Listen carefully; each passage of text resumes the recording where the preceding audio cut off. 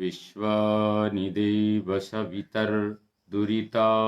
परासुव यद्भद्रं तन्न आसुव।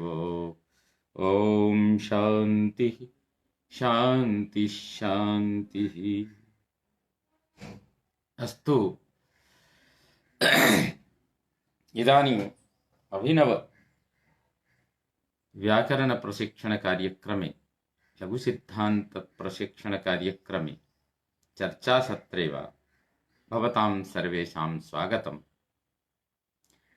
हार्दम् अभिनन्दनं च। इदानीम् अस्माकं तावत् तत्र आसीत् प्रादयः। इतः पूर्वं सूत्रमासीत् चादयो सत्त्वे च आदीनाम् असत्त्वे अद्रव्यार्थवाचिनाम्। तर्हि द्रव्यत्वं नाम किम्? द्रव्यत्वं नाम लिङ्गसङ्ख्यान्वयित्वं द्रव्यत्वम्। लिङ्गसङ्ख्यान्वयित्वं द्रव्यत्वम्। द्रव्यत्वं तदेव भवति व्याकरणशास्त्रे।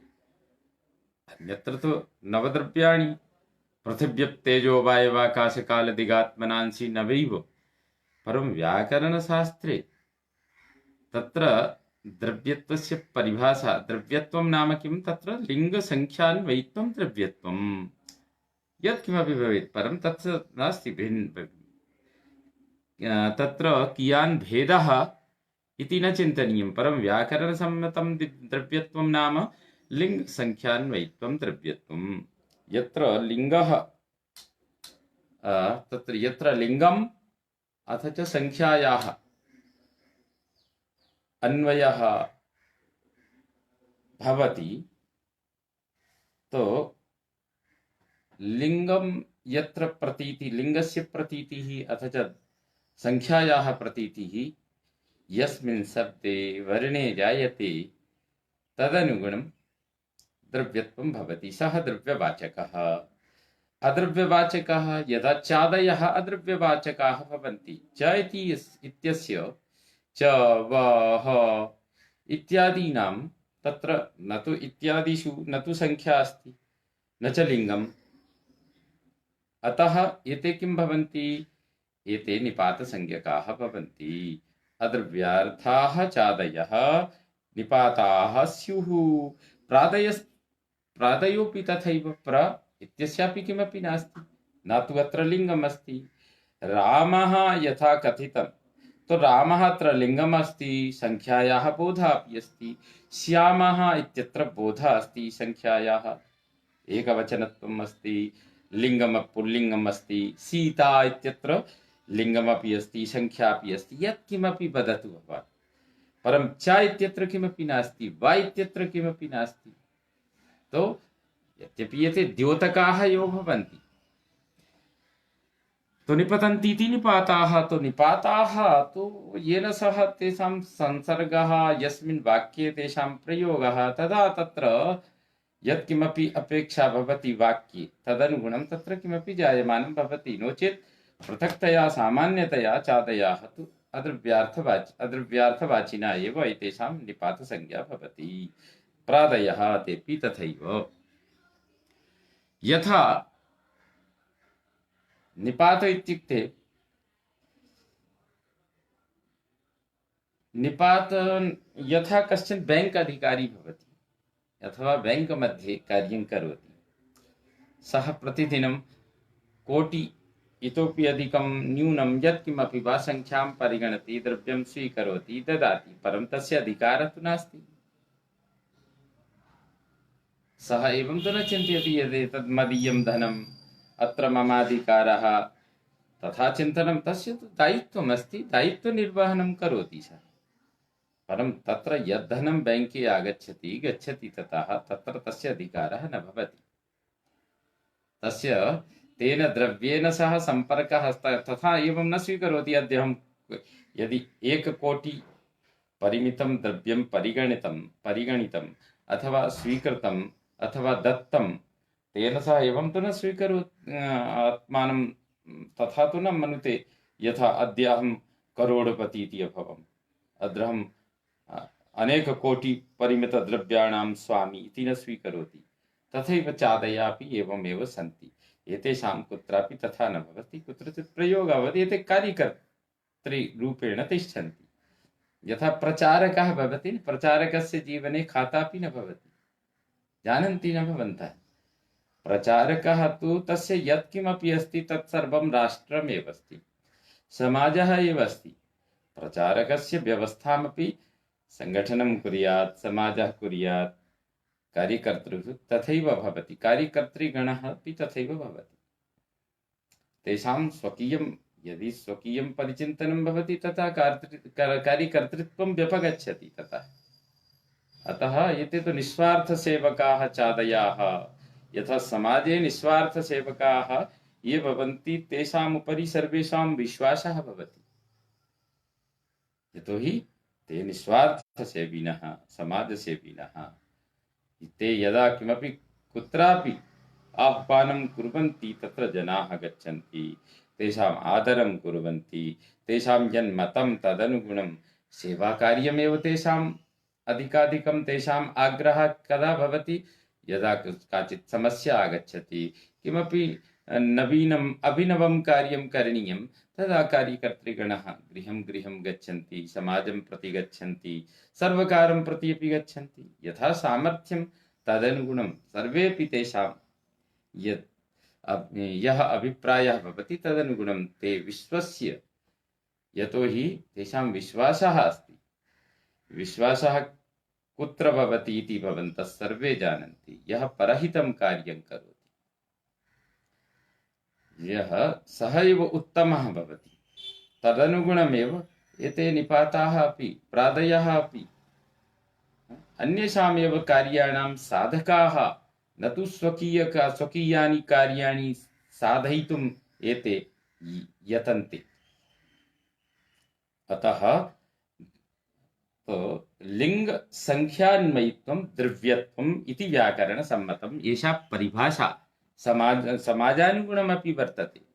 समाजाय एषा परिभाषा पाणिनिना अथवा वैयाकरणैः प्रतिपादिता, एतत् लक्षणं प्रतिपादितम्। अतः अग्रे यामः। निपात एका जनाङ्। इदानीं निपातसंज्ञायाः फलं किम्? आगच्छन्तु।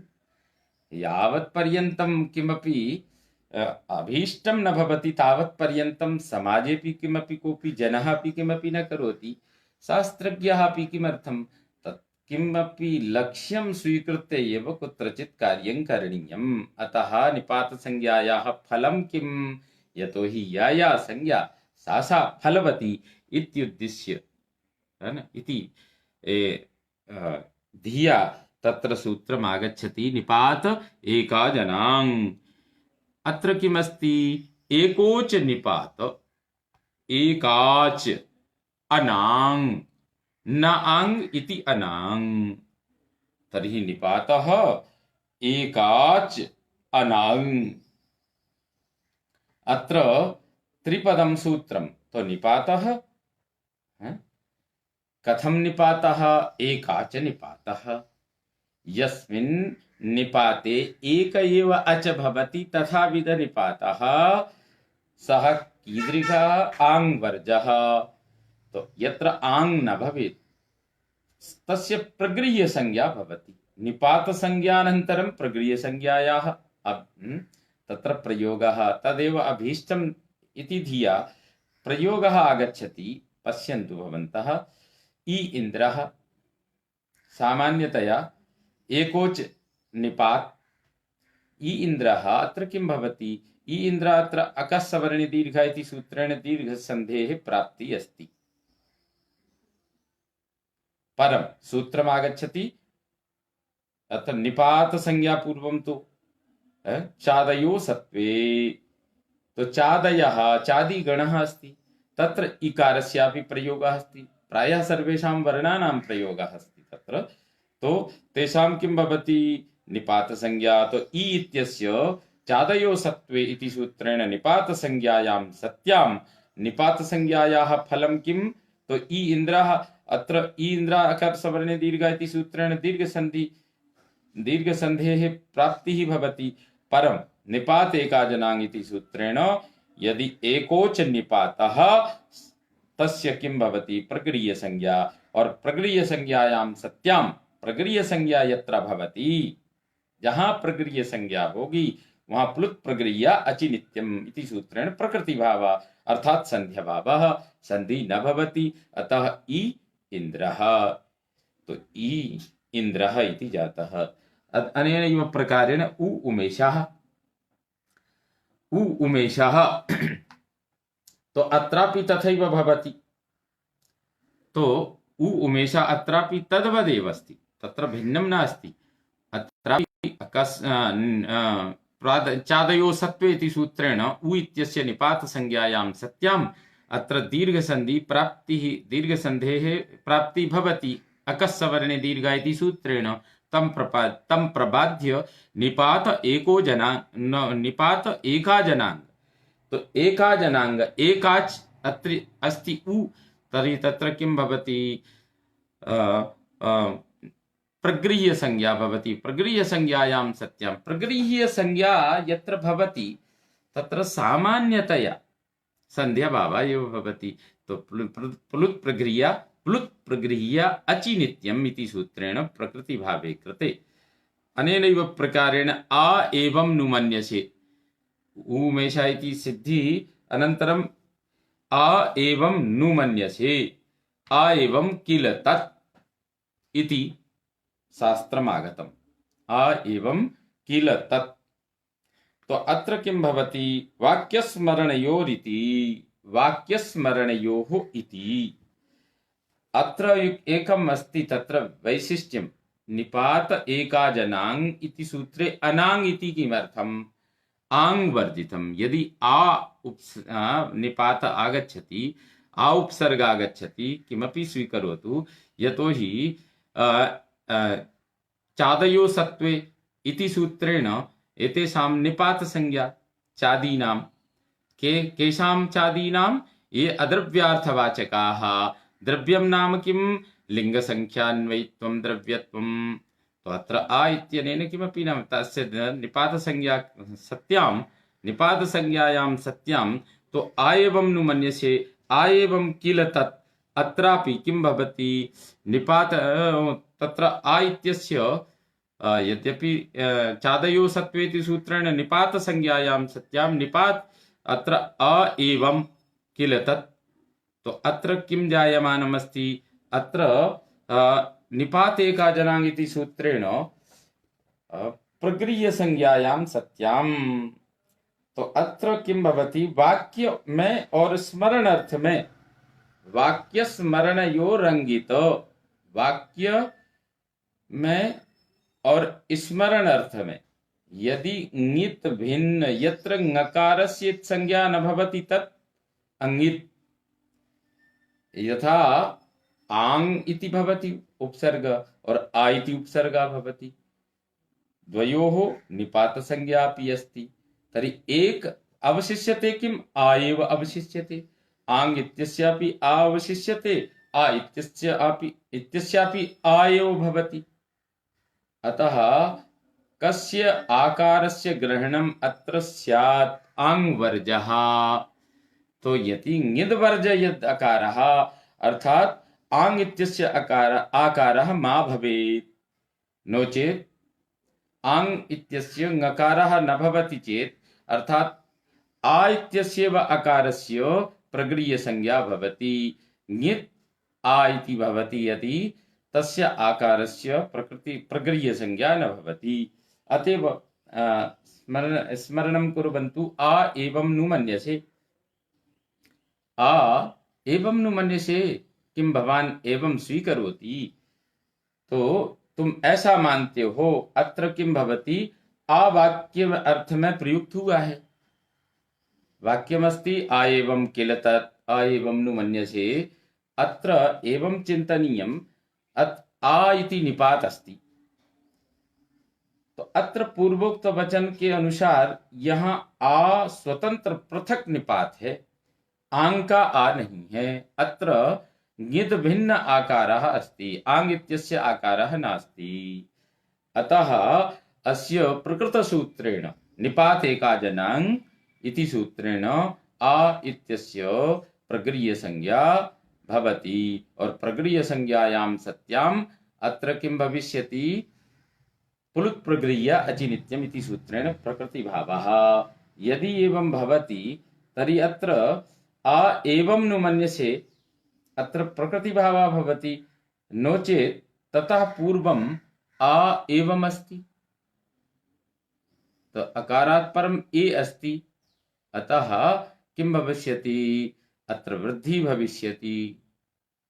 वृद्धिरेचि इति सूत्रेण वृद्धि संधिः प्राप्नोति, परं निपात एकाजनाङ् इत्यनेन प्रगृह्यसंज्ञा तं प्रबाध्य प्रगृह्यसंज्ञायां सत्यां तं प्रबाध्य प्लुत् प्रगृह्य अचिनित्यम् इति सूत्रेण प्रकृतिभावः। आ एवं नु मन्यसे, संधि न भवति। परमत्र एवं चिन्तनीयम्, आ ईषदुष्णम् ओष्णम्, यदि ङित् आङ् इति ङित् आङ् इत्यतः आकारः या इत्यस्य आकारः भवति चेत् तत्र प्रगृह्यसंज्ञा न भवति। अतः तत्र या संधि या आ ईषदुष्णम् अस्ति यथा, तो अत्र अकारात् परम् ई अस्ति, अ ईषद् उष्णम्, तो ओष्णम् इति एवं सिद्धि भवति। एवं अन्यत्रापि ओष्णम् आ उष्णम्, आ उष्णम् अस्ति, अकारात् परम् उकारः अस्ति, अतः आद्गुणः इति सूत्रेण गुणे कृते सति ओष्णम् इति रूपसिद्धि भवति। अत्र एवं चिन्तनीयं यत् अस्माकं बोधः कथं भवेत्, कुत्र ङित् आकारः कुत्र च अङित् आकारः। तो अत्र एकम् अस्ति अस्माकं वैयाकरणैः एकः श्लोकः उक्तः, शृण्वन्तु। ईषदर्थे क्रियायोगे मर्यादाभिविधौ च यः एतमातङ्गितं विद्यात् वाक्यस्मरणयोरङ्गित। अर्थात अल्प अर्थ में ईषद अर्थे अल्प अर्थ में क्रियायाः योगे, ईषद अर्थे क्रियायाः योगे, क्रिया के योग में, मर्यादा में और अभिविधि अर्थ में जो आकार होगा उसे ङित् यानी आंग का समझना चाहिए। तो ईषदर्थे क्रिया योगे मर्यादा अभिविधौ च यः एतमातम एतम आतम, इनमें यदि आता है तो उसको ङितम विद्यात्, उसको ङित समझना चाहिए। चतुर्षु स्थलेषु ईषदर्थे क्रिया योगे मर्यादायाम अभिविधौ च यः एतमातंगितं विद्यात् वाक्यस्मरणयोरंगित। और वाक्य में और स्मरण अर्थ में, वाक्ये और स्मरण अर्थे यह आकारः आगच्छति सः अङ्गित्, ङित् भिन्न अर्थात आङ् इत्यतः नास्ति इति एषः सामान्यः नियमः प्रतिपादितः। अतः आ एवं नु मन्यसे इति वाक्यमस्ति। आ एवं किल तत् इत्यत्र वाक्यमस्ति। अत्र ङित् भिन्न आकारः अस्ति, अतः ङित् भिन्न आकारे सति तत्र निपात एको जनाङ् अनाङ् आङ् रहित यः आकार, आङ्तः भिन्नो यः आकारः, आङ्तः भिन्न आङ् वर्जः यः आकारः सः प्रकृतिसंज्ञकः प्रगृह्यसंज्ञकः भवति। और प्रगृह्यसंज्ञायां सत्यं पुलुत् प्रगृह्याति अचिनित्यम् इति सूत्रेण तत्र प्रकृतिभावे कृते आ एवं नु मन्यसे इति एव भवति। अनेनैव प्रकारेण अग्रे सूत्रमागच्छति। ओदन्तो निपातः प्रगृह्यः स्यात्। ओदन्त यः निपातः, ऊकारान्तो यः निपातः तस्य प्रगृह्य संज्ञा भवति। तो ओदन्त निपातः, ऊकारान्तो निपातः अहो, अहो इत्यत्रापि ओदन्तः है न, अस्य अहो इत्यस्यापि किं भवति चादयो सत्त्वेत्यनेन निपात संज्ञायां सत्याम और ओत् इति सूत्रेण तस्य प्रगरीय संज्ञा अनन्तरं प्रगरीय संज्ञायां सत्यां तत्र किं भवति प्लुत् प्रगरीया च नित्यमिति सूत्रेण प्रकृति भावे कृते अहो ईशाः इति रूपसिद्धिः इति सिद्धिः परं सामान्यतया अहो ईशाः अत्र किं भवति एचो अवायावाः इति सूत्रस्य प्रवृत्तिः भवति ओकारस्थाने अवादेशे प्राप्ते परं तं प्रबाध्य किं भवति पुलुत् प्रक्रिया च नित्यमिति सूत्रेण प्रगरीय संज्ञा भवति कथं पुलुत् प्रक्रिया च नित्यमिति सूत्रेण यतोहि अस्य पूर्वं निपात संज्ञा अस्ति निपातानन्तरं प्रगरीय संज्ञा अस्ति प्रगरीय संज्ञानन्तरं प्रगरीय संज्ञा यदि जाता तर्हि प्रकृतिभावः अर्थात् अत्र एचो अवायावा इति सूत्रस्य प्रवृत्तिः न भवति तस्य बाधः भवति अतः अहो ईशाः इति रूपसिद्धिः अनेनैव प्रकारेण सम्बुद्धौ साकल्यस्येतावनार्षे सम्बुद्धौ साकल्यस्येतावनार्षे अत्र किं भवति सम्बुद्धि निमित्तक ओकारो वा प्रगरीयो अवैदिके इतौ परे विष्णु इति सम्बुद्धि निमित्तक ओकारः तो सम्बुद्धि निमित्तक अस्ति विष्णु इति संबोधनस्य एकवचने अस्ति विष्णु तो विष्णु इति जाते तो विष्णु इति अस्ति अत्र किं भवति विष्णु इति एचो अवायावा इति सूत्रेण अवादेशे प्राप्ते तो अवादेशः अत्र प्राप्तः तर्हि किं विष्णु अव विष्णव इति अस्ति वर्णसंयोगे विष्णविति इति भविष्यति परं यदा विष्णु इति अस्ति तदा सम्बुद्धि निमित्तकोकारो वर्तते विष्णु इत्यत्र ओकारः सः प्रगृह्य संज्ञकः भवति अवैदिके वेदभिन्ने लोके लौकिक संस्कृते एष निर्देशः अस्ति वेदेषु नास्ति अतः अवैदिके इतौ परे तो इकारः अस्ति विष्णु इति अतः प्रगृह्य संज्ञा विकल्पेन भवति यदा प्रगृह्य संज्ञा भवति तदा एचो अवायावा इति सूत्रं प्रबाध्य तत्र किं भविष्यति पुलुत् प्रगरीया च नित्यमिति सूत्रेण प्रकृति भावे विष्णु इति यत्र संध्या भावः परं यदा सम्बुद्धौ साकल्य ऋषि के मत सम्बुद्धौ साकल्यस्य तावनार्षे एतदेव पाणिनेः वैशिष्ट्यम् अस्ति अत्र साकल्य ऋषेः नाम्ना एव एतत् कृतम् अभीष्टम् आसीत् परं तेषां तथा तेषां चिन्तने या तेषां परम्परायाम् एतत् कार्यम् असम्भवम् आसीत् एवं भवति न कुत्रचित् अहं न करोमि तर्हि अन्यं कथयतु एतत् कार्यम् अस्माकम् अधीनं नास्ति परं कथयतु अयं तर्हि तदावेव पाणिनीव्याकरणसम्मतं नासीत् अतः पाणिनिना अत्र शाकल्य ऋषेः उपयोगः कृतः शाकल्य ऋषेः मतं स्वीकृत्य अथवा शाकल्य नाम्ना एतत् कार्यं सम्पादितं यदभीष्टमासीत् साकल्यस्य इति नाम्ना किं साकल्ये इत्युक्ते साकल्य ऋषि मतेन तत्र प्रगरीय संज्ञायाः फलं तत्र प्रकृतिभावः संध्याभावः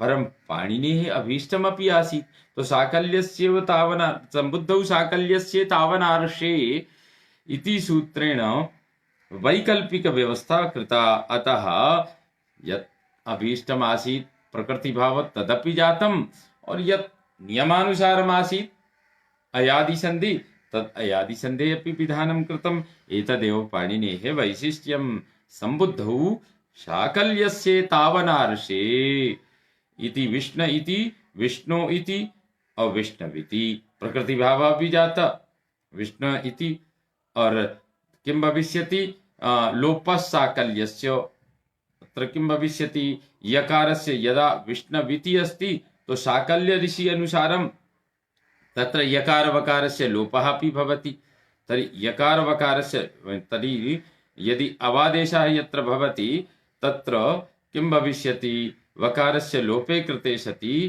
किं भवति विष्णु इति तदपि विकल्पेन भवति यदा लोपः न भविष्यति तदा विष्णविति तो एवं तत्र लोपः साकल्यस्य इति सूत्रेण यदि यकार वकारस्य लोपे कृते सति तदपि अनेन गुणेन अनेन कार्येण तत्र त्रिविधा सिद्धि भवति।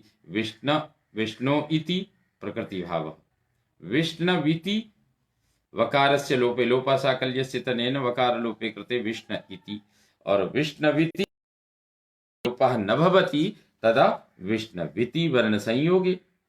तो अनेन प्रकारेण विष्णु इति और विष्णु इति और विष्णु इति,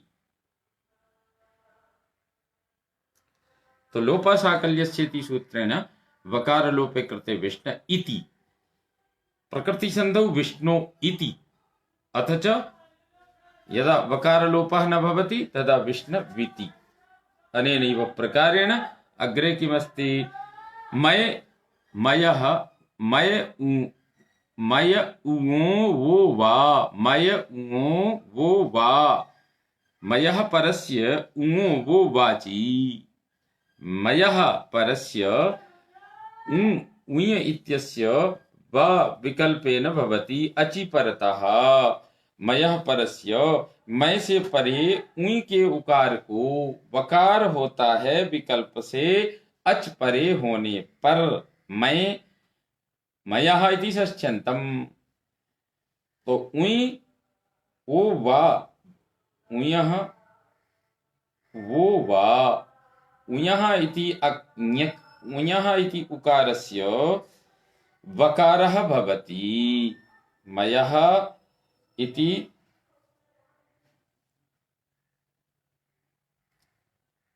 पंचम्यन्तम्,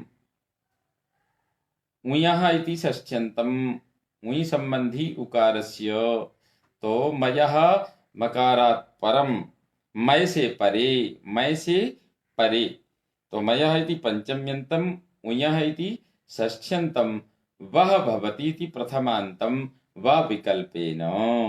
अनेन प्रकारेण मयः परे, मय से परे जो उइ का उकार उसको वह होता है विकल्प से अच परे रहने पर।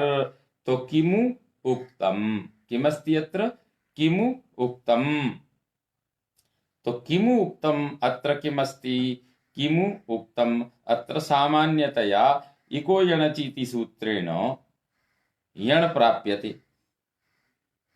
यण उकारस्य स्थाने वकारे कृते किम उक्तम, यदि मयः परस्य उङो वा वच, तो लेकिन अत्र किम सूत्रमस्ति, सामान्यतया तत्र यण प्राप्ति, पर मयः परस्य उङो वा, मय से परे उइ के उ को, तो किम उक्तम इत्यत्र उकार स्थाने किम भवति, वकारे कृते, तथापि तथैव भविष्यति। यदि उकारस्य वकारः भवति तर्हि किम उक्तम, लेकिन विकल्पेन भवति,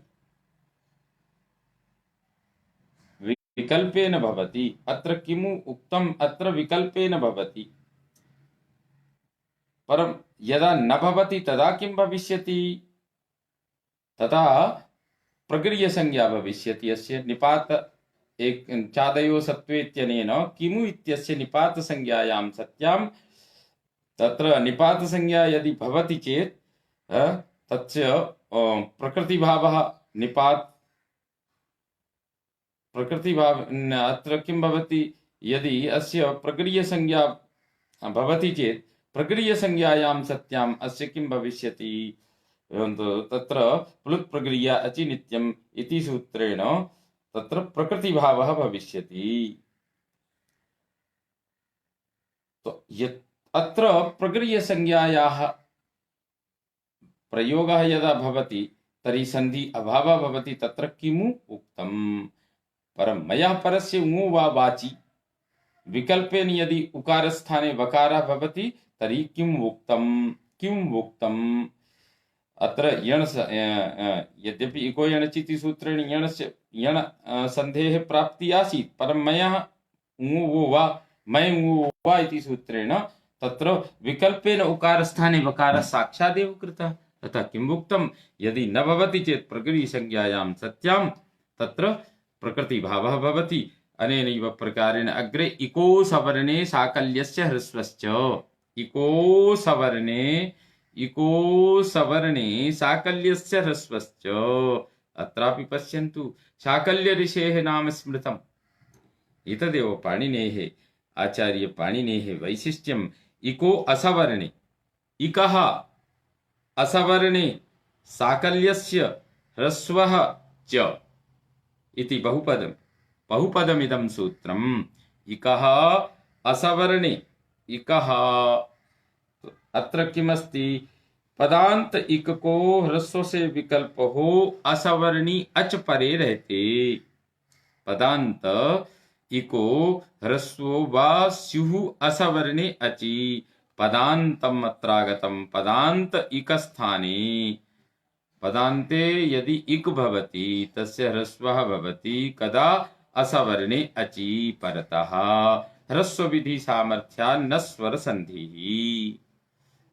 अत्रापि किं भवति? चक्री अत्र। तो परम अत्र किं भवति? अत्र चक्री जमा अत्र। अत्र इको यणचीति सूत्रेण यण संधि प्राप्ति। परम सूत्रम् आगच्छति इको सवर्णे साकल्यस्य ह्रस्वश्च। इको सवर्णे पदान्ते यदि इकारः भवति, इक् प्रत्यान्तर्गतः कश्चन वर्णः भवति चेत् इक् इ उ रि लृ, इकारः उकारः लृकारः और रीकारः। तो लृकारः और रीकारः तर्हि किं? तत्र किं भविष्यति? अत्र चक्री अत्र। अत्र दीर्घ इकारः अस्ति चक्री। चक्रिन् चक्रिणौ चक्रिणः।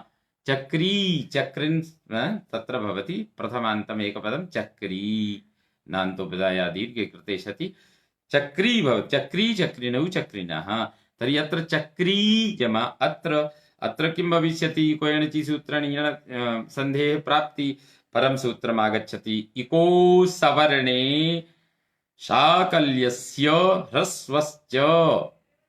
तो तर्हि पदान्त इक अस्ति, इकारः चक्री तत्र ककारोत्तरवर्ती इकारः ईकारः, तस्य स्थाने किं भविष्यति? अनेन सूत्रेण असवर्णी अच ततः परे अकारः अस्ति, सवर्णी नास्ति।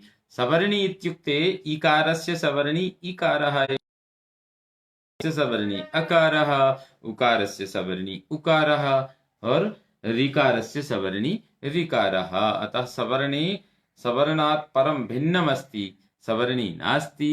इकारात् परम् अकारः अस्ति, अतः अस्य इकारस्य स्थाने ह्रस्वम्। असवर्णे अचि ह्रस्व वा, तो तत्र ह्रस्व भावः विहितः, तत्र दीर्घ ईकारस्य स्थाने ह्रस्व इकारः इति कृतः। अनेन सिद्ध्यति। तो ह्रस्व वा स्युः असवर्णे, तो ह्रस्व भवति। इकारादीनां चतुर्णामेव यदि दीर्घत्वं भवति चेत् तस्य ह्रस्वत्व विधानम् अनेन सूत्रेण क्रियते। तर्हि चक्री अत्र। तो अत्र किं? ह्रस्व विधि सामर्थ्या नस्वर संधि। यदि ह्रस्व इकारः जातः तर्हि तत्र अत्रापि इयण् प्राप्यते। परम् अत्र अस्ति एकं कार्यं कृतं पुनः। किमर्थं? यत्र इकारस्य ह्रस्वं कृतं, अगर ह्रस्वं न कृतं स्यात् तदा तु यण् संधि। पूर्वमपि यण् संधेः प्राप्ति आसीत्, परमपि यण् संधेः। तर्हि किमर्थं? तदर्थम् अत्र विधानं कृतं। किमुक्तं? चक्री अत्र ह्रस्वे कृते अपि इको यणचीति सूत्रस्य प्राप्ति अस्ति, परम् इको यणचीति सूत्रस्य प्राप्तौ सत्यां किं कृतं? तत्र विधानं कृतं। पुनः पुनः प्राप्ति। तर्हि ह्रस्व विधि सामर्थ्यान्न स्वर संधिः। अत्र ह्रस्व संधि कृता, ह्रस्वं कृतं, ह्रस्वादेशः विहितः, अतः अत्र स्वर संधि न भविष्यति, तस्य निषेधः जातः। पूर्वमेव यदि परम् अत्र चिन्तनीयं, विकल्पेन ह्रस्वः भवति, यत्र ह्रस्वः भवति तत्र तो स्वर संधि अन्यत् किमपि न भविष्यति। परं यदा ह्रस्वत्वं न विधीयते, यतो हि साकल्यस्य ऋषेः मतम् अस्ति एतत्, तो पाणिनेः मतानुसारं यदा साकल्यस्य मतं न स्वीक्रियते चेत्, न स्वीकुर्मश्चेत् किं भविष्यति? तत्र चक्री यत्र यथा दीर्घिकार एव अस्ति, तत्र इको यणचीति सूत्रेण यण संधि भविष्यति, तो चक्र्यत्र एवं भविष्यति। परम् अत्र एवं प्रश्नः समापतति यत् पदान्त इति किमर्थम्? पदांत इति किमर्थम अत्र पठितम, पदांत क्यों कहा? इसका फल है गौर्यौ। किमस्ति फलम? गौर्यौ। तो गौर्यौ में ह्रस्व ना हो, इसीलिए ये पदांत कहा है। भाई कैसे होता? तो गौरी औ है, तो गौरी द्विवचन में गौर्यौ इति बनाना है। तो गौरी जमा औ। अत्र किमस्ति? अत्रापि यस्य प्रवृत्ति स्यात्। इकः अस्ति, इको सवर्णे साकल्यस्य ह्रस्वस्य इति सूत्रेण गौरी औ इत्यत्र दीर्घ इकारे स्थाने ह्रस्व इकारः प्राप्येत। और यदि ह्रस्व इकारः भवति चेत् गौरी इति यस्य सिद्धिर्न भविष्यति, अथवा वैकल्पिकं रूपं तत्र भविष्यति। तो अतः पदान्त इति उक्ते गौरी इत्यत्र पदान्तत्वं नास्ति, प्रातिपदिकत्वमेव अस्ति। अतः गौर्यौ इत्यत्र बाधा न आपतेत इत्येतदर्थं पदान्त इति अस्मिन् सूत्रे निवेशः, पदान्त इति पदस्य निवेशः कृतः। अग्रे अस्ति अचोरहाभ्यां द्वे, अचोरहाभ्यां द्वे, अचः पराभ्यां रेफाकाराभ्यां परस्य यरो द्वे वास्तः गौर्यौ। केषाञ्चित् केषाञ्चित् वर्णानां तथा द्वित्वविधानं कृतं। समाजेऽपि यथा भवति, एकः सम्यक् एकस्मिन् कर्मणि रतः भवति चेत् सर्वकारपक्षतः अथवा समाजपक्षतः तस्मै एव अन्यमपि कार्यं वयं दद्मः, यतोहि तस्य कौशलं दृष्ट्वा। तत्रापि द्वित्वं, तत्र बहवः एवमपि चिन्तयन्ति अयमेव सर्वं करोति, परं तस्य सामर्थ्यं भवति, तस्य सामर्थ्यं दृष्ट्वा अन्यमपि कार्यं वयं दद्मः। समाजः, सङ्गठनं यत्किमपि तथा कुर्वन्ति सर्वत्रैव, समाजे गृहे अपि। यः बालकः उत्तमतया कार्यं करोति तस्मै माता अन्यमपि कार्यं यच्छति, एतमपि कार्यं करोतु, तर्हि तस्य कौशलं तथा भवति। कुशलतां दृष्ट्वा, कौशलं दृष्ट्वा तस्य मतिः, श्रद्धा, तत्र सम्यक्तया कार्यं प्रसन्नो भूत्वा यः सम्पादयति तस्मै एव अन्यदपि कार्यं वयं दद्मः। एषा समाजस्थितिः। तर्हि एषा स्थितिः कुतः? तत् पाणिनिना पूर्वमेव सङ्कल्पिता, प्रकल्पिता, प्रदर्शिता। पश्यन्तु, अचोरहाभ्यां द्वे, यः समयेन नियतकार्यं करोति, तत्र पारदर्शी रूपेण कार्यं करोति, समर्पितभावेन कार्यं करोति, श्रद्धया कार्यं करोति, प्रसन्नमनसा कार्यं करोति, स उत्तमः। सः कथं व्याकरणशास्त्रे पश्यन्तु भवन्तः, अचः पराभ्याम्, अचः अर्थात् स्वरात् परं, स्वराः के स्वयमेव राजन्ते इति स्वराः, तो स्वयमेव राजन्ते इति स्वराः अचः पराभ्यां रेफः काराभ्यां। अच से परे जो रेफ और हकार, उससे परे जो यर या व र ल, उनको द्वित्व होता है विकल्प से। तो अत्र गौरी औ, पश्यन्तु भवन्तः, गौरी औ, अच अस्ति किम्? औ, गकारोत्तरवर्ती औकारः अच अस्ति, ततः परं रेफ अस्ति, गौरी र अस्ति, ततः परं अच पराभ्यां रेफकाराभ्यां परस्य यरो द्वे वास्तो न त्वचि। अच से परे जो रेफ और हकार, तो गौरी औ गौरियौ बना दिया। तो गौरी में अच से परे जो गौरियौ, तो गौरियौ औकारात् परम रेफ और रेफात् परम य, गौरियौ, गौरी औ इत्यत्र यण संधि कृते गौर्यौ इति भवति। तो रेफात् परम यकारः अस्ति, तो यकारः यर। यर का देखिए व्याकरण में जो यर है ना, य व ल, या व र ल है ना, हय वरट लण, तो ये इनकी एक वैशिष्ट्य है, ये वैज्ञानिक वर्ण है, ये इनकी अचों में भी गणना है, ये मीडिएटर है। ये या का अगर हम संप्रसारण करेंगे तो ई हो जाएगा, ये स्वरों में गिनती हो जाएगी। ये इसीलिए इनको अंतस्थ, यणो अंतस्थ, यवरल अंतस्थ वर्ण है। केशाम अंतस्था स्वराणाम और व्यंजनानाम एतेषां स्वरेपि स्वरूपम दृश्यते अच्सु अपि और हल्सु अपि। उभयत्र स्थिति अस्ति, डबल ड्यूअल माइंड। यकारस्य यदि वयं स्वरूपं परिवर्तयामः तत्र किं भविष्यति? यण भवति, तर्हि यण यकारः भवति, इकारस्य एव यकारः भवति, डबल रूप। ऋकारस्य ऋवर्णस्य रेफ संजायते, लृकारस्य ल, तो य व र ल, तो उकारस्य व, तो एतेषाम् उभयत्र स्थिति वर्तते। अतः यर परे रहते, जिनको डबल होने का सामर्थ्य है, भाई नाव, भाई देखिए आप, नाव वही है ना जो पार करा दे, उसी को नाव कहेंगे। इसलिए द्वित्व विधान भी पाणिनि ने इस सूत्र में देखिए कितना, यर परे होगा तभी द्वित्व होगा, नहीं तो नहीं। क्यों?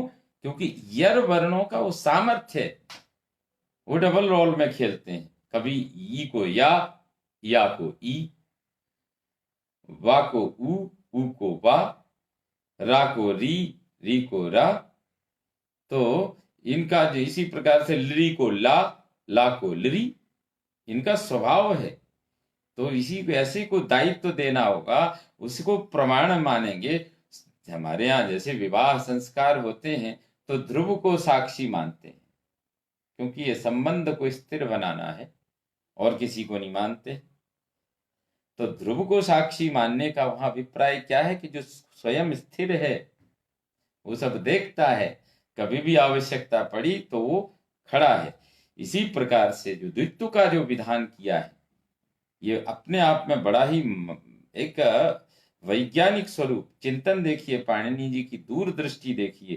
भाई ये हो तभी ना कह पाएंगे, जिसका इस प्रकार का जिसका चिंतन हो, जो इस तरह की मनोदशा वाला हो, जिसकी इतनी उड़ान भरने की क्षमता हो, उसी को दायित्व दिया जाए, या उसी को उसका सदस्य बनाया जाए, या उसी को उसका निमित्त बनाया जाए, तब वो योजना सफल होती है। जिसने स्वप्न ही नहीं लिया, उसको आप उस योजना में जोड़ दोगे तो स्वयं नष्टा परान नाशयति। इसी तरह से नाव की क्षमता पार करा देना है, इसलिए उस नाव में सवार होते हैं। इसी प्रकार से पाणिनि को यहाँ अभीष्ट है द्वित्व करना। तो द्वित्व को जिनको खुद कला हो, गुरु वही तो हो सकता है, ब्रह्म का साक्षात्कार वही करा सकता है जिसने किया हो। इसीलिए उस नगर का भ्रमण वही करा सकता है जो उस नगर में घूमा हो। तो द्वित्व जो होने का सामर्थ्य जिनमें स्वयं ही है, स्वयं द्वित्व से स्वयं भू है ये तो य वराला। तो यर प्रत्याहारी वर्ण परे रहते, इसीलिए अभीष्ट है पाणिनि को। तो य व र ल, तो इनको जो है ना, और शाह ये भी अनेक रूप बदलने में सामर्थ्य है, लेकिन ये तो साक्षात ही है। आप देखिए, स्वर में बदल जाना, अच को अच में बदल जाना, ये एक सामान्य बात है। लेकिन स्वर को हल में, व्यंजनों में अच को हल में बदल जाना, हल को अच में बदल जाना, ये वैशिष्ट्य है। इसलिए यर परे रहते ही द्वित्व का विधान पाणिनि ने किया है। अचोरहाभ्याम द्वे अचः पराभ्याम रेफ हकाराभ्याम परस्य यरो, तब वो द्वित्व का विधान किया है। यदि उसके परे यर हो तो य व र ल श श श, यदि ये ते वर्णाः परः सन्ति परे सन्ति तर्हि द्वित्वं भविष्यति। तो गौर्यौ इत्यत्र गकारोत्तरवर्ती अच अस्ति, औ ततः परम रेफ आगच्छति, ततः परम यकारः यर प्रत्याहारे यकारः भवति, तर्हि ये तस्यैव यकारस्य द्वित्वं भवति। गौर्यौ। तो अनेन प्रकारेण वाप्यस्वः न समासे अचोराभ्यां पराभ्यां रेफक अचः पराभ्यां रेफकाराभ्यां परस्य यरो द्वे वा स्तः न तु अचि यरो द्वे वा स्तः न तु समासे न समासे अनेन विधानं कृतं यत् सामान्यतो भवति परं समास प्रक्रिया यत्र भवति तत्र अयम् अचोरहाभ्यां द्वे इति सूत्रं न प्रवर्तते अस्य प्रवृत्तिः न भवति तथा वाप्यस्वः तो न समासे वाप्यस्वः वाप्याम् अस्वः वाप्यस्वः अचापराभ्यां रेफाकाराभ्याम् अत्र गौर्यौ इत्यत्र सामान्यतया सिद्धमेव अचः पराभ्यां रेफकाराभ्यां यरो द्वे स्तः गौर्यौ अनेनैव प्रकारेण किं भवति अत्र मन्ये अस्तु तावत् गौर्यौ इति जातम् अन्य अग्रे आगच्छति ऋत्यकः किमस्ति ऋत्यकः ऋतिपरे अकः प्राग्वद् वा किमस्ति ऋतिपरे पदान्त अकः प्राग्वद् वा ऋतिपरे ऋकारः यदि परे भवति तर्हि अकः पूर्वं ऋकारात् परं यः अकः अ इ उ रि लृ एतेषु पंचवर्णेषु अ इ उ रि लृ तो तत्र अकः यः भवति सः प्राग्वद् वा भवति किं भवति तत्र ब्रह्मऋषिः अत्र किं जातं ब्रह्म ऋतीति ऋत् ह्रस्व ऋकार परे होने पर पदांत अक को ह्रस्व होता है विकल्प से प्राग्वद् वा अत्र प्राग्वद् वा विकल्प से विकल्पेन अत्र अकारः एव तिष्ठति विकल्प अकारस्य फलं किम् अतः यदि अकारः तिष्ठति चेत् ब्रह्मा ऋषिः इति दशायां ब्रह्मा ऋषिः इति दशायां पदान्त अक् आकारः अस्ति ब्रह्मा मकारोत्तर ब्रह्मा मकारोत्तरवर्ती आकारः तत्स्थाने तस्य ऋकारे परे ह्रस्वः संजायते ह्रस्वः भवति तो ह्रस्वे कृते सति ब्रह्म ऋषि इत्येव जातम् इति सूत्रस्य इति रूपसिद्धि भवति ब्रह्मा ऋषिः अत्र सामान्यतया एवं चिन्तनीयम् अत्र किमस्ति ब्रह्मा ऋषिः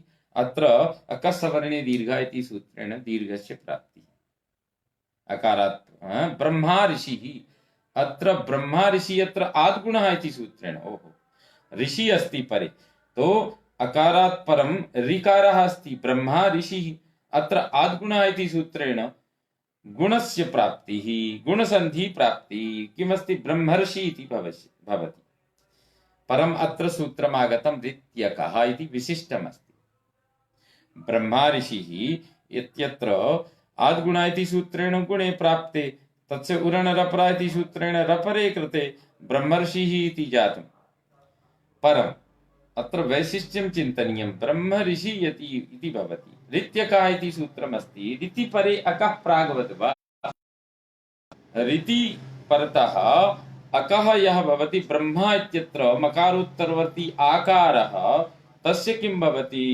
तस्य ऋत्यकः इति सूत्रेण ऋति परे अस्ति ऋषि इति ऋकारः पदान्तमस्ति ब्रह्मा अतः तत्र प्राग्वद् वा अर्थात् ह्रस्वत्वं भवति ह्रस्वविधानं कृतं तो ह्रस्वविधाने कृते सति ब्रह्मा ऋषि इत्यस्य स्थाने ब्रह्मा इत्यस्य स्थाने ब्रह्म इति जातं तो ब्रह्म ऋषि तो अत्र यद्यपि विकल्पेन भवति यदा जातं ह्रस्वं तथा ब्रह्म ऋषि न जातं चेत् ब्रह्मा ऋषि तो ब्रह्म ऋषि इति जातम् अत्र पुनः उभयत्र ब्रह्म ऋषि यत्रापि ब्रह्मा ऋषिः यत्रापि आद्गुण इति सूत्रेण गुणस्य प्राप्तिः परम् अत्र सूत्रम् आगच्छति ह्रस्वविधान सामर्थ्यात् ह्रस्वविधि सामर्थ्यात् नात्र स्वरसन्धि अत्र ब्रह्म ऋषि यत्र ह्रस्वत्वं कृतं तत्र दीर्घस्य गुणसन्धेः प्राप्तिः नास्ति यत्र न कृतं विकल्पपक्षे यत्र न कृतं तत्र ब्रह्म ऋषि यत्र आद्गुण इति सूत्रेण गुणे कृते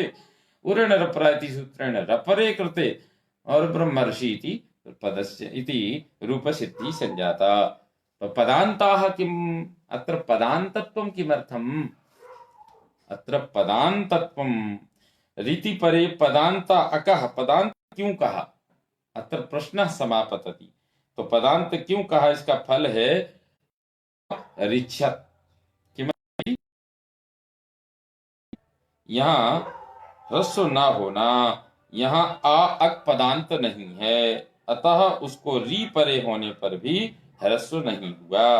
तब आटस्य सूत्र से आ ऋच्छत ऋच्छ धातु के हम जब लंग लकार में रूप बनाते हैं तो वहां अट का आडजादी नाम से आजादी को आगम हुआ, अनुबंध लोप हुआ। तो आ ऋच्छत इस स्थिति में आ को ह्रस्व ना हो, क्योंकि आ पदांत नहीं है, ये तो आगम है। इसलिए जैसे ही वो आगम, उसको जब हम आर्छत जो बनाते हैं, नहीं तो ये ऋत्यकाः से ऋत्यका इति सूत्रेण ह्रस्वत्व प्राप्ति ही, अतः पदान्तत्व निवेशः। पदान्तं तत्र आटश्च इति सूत्रेण यः आट् कृता आट्जादीनाम् इति सूत्रेण आट् आगमः अस्ति, तस्य अनुबन्धलोपे कृते सति स्वरूपमस्ति आ ऋच्छत्। तर्हि तत्र अस्य ह्रस्वत्वस्य प्राप्ति ऋत्यका इति सूत्रस्य प्राप्ति पदान्तत्वे कृते सति न भविष्यति, अतः पदान्त इति अर्थः तत्र समाविष्यते। पदान्त इति पदस्य समावेशः तत्र कृतः, अस्य समावेशेन आर्च्छत् इत्यत्र अस्य सूत्रस्य प्रवृत्तिः न भविष्यति। अनेन प्रकारेण भवद्भिः अस्माकं अच् सन्धि इति प्रकरणम् इदानीं सम्पूर्यते। वस्तुतः अच् सन्धेः स्वरूपं बहु सम्यक्तया अध्ययने कृते सति एवं प्रतिभाति यत् अस्य सन्धेः महत्त्वम्। अच् सन्धिः यदि अध्ययन अध्यापन काले विशिष्ट रूपेण, तत्र अच् सन्धेः महत्त्वं कक्षासु अपि अस्ति। अच् सन्धेः महत्त्वं सन्धेः महत्त्वं सर्वत्रैव विद्यते। सन्धि तत्र के अच् स्वयमेव राजन्ते इति स्वराः। हल् तर्हि यदि कक्षायां वयं पश्यामः तर्हि तत्र ये आचार्याः ते स्वराः, ते ये छात्राः ते हल व्यंजन स्वरूपाः। अच बिना नहीं होता, ज्ञानम न संभवति। अतः तथैव उच्यते व्यंजनस्योच्चारणम् अचं संभवति। व्यंजन बिना नहीं हो सकता है। शिक्षार्थियों का ज्ञान, शिक्षार्थियों को ज्ञान प्राप्ति बिना शिक्षकों के नहीं हो सकती है। इनको तो अच की स्थिति में यदि हम अपने व्यवस्थापकों को, अपने या प्रबंधन में जो लगे हुए हैं उनको अच के स्वरूप में मानिए, हलों को आप विद्यार्थियों के रूप में मानिए। आपस में माला अच और हल का परस्पर सामंजस्य रहे, तो इस स्थिति में हम सबका प्रबंधक ये परम हल रूप विद्यार्थियों को अच्छी तरह से संभालें, उनको व्यवस्थित करें।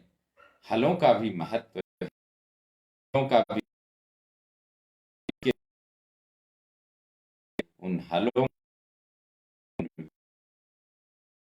संभालना भी है। तो ऐसी स्थिति में हमारी संधि का प्रयोग जहां कर सकते हैं, क्योंकि हमारे जो आचार्य हैं वो बड़े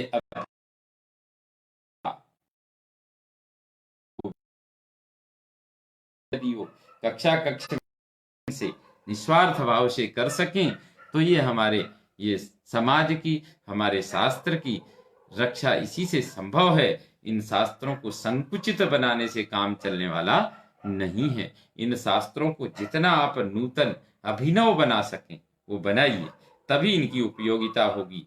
इन शास्त्रों को पढ़ करके क्या नहीं कर सकते हैं, क्या व्याकरण पढ़ करके मैं तो ये स्वप्न देखता हूँ, ये अपेक्षा रखता हूँ अपने साथियों से, अपने अध्यापकों के माध्यम से, अपने शिक्षा जगत से कि पाणिनि व्याकरण वाला नाभा में ना पहुंचा, नासा में ना पहुंचा है, तो भाभा जैसे इंस्टीट्यूट में ना पहुंचा, या उसने कोई अभिनव प्रयोग करके समाज को एक दिशा निर्देश नहीं दिया, या अपने आप को केवल व्याकरण का ही मान करके रह गया, तो ये कमी होगी। बल्कि वो नासा में भी जाए, वैज्ञानिकों में भी बैठे, वो लॉयर में भी बैठे, विधि विशेषज्ञों में भी उसकी पकड़ होनी चाहिए, सॉफ्टवेयर में भी उसकी पकड़ होनी चाहिए। किसी भी कार्य में, छोटे से छोटे कार्य में अगर पाणिनि को पढ़ करके कोई जाता है, तो मैं समझता हूं एक सितारा बनकर चमके, सूर्य बन के देदीप्यमान। अगर ऐसा नहीं कर पाए तो ये हमारी सबकी कमी होगी।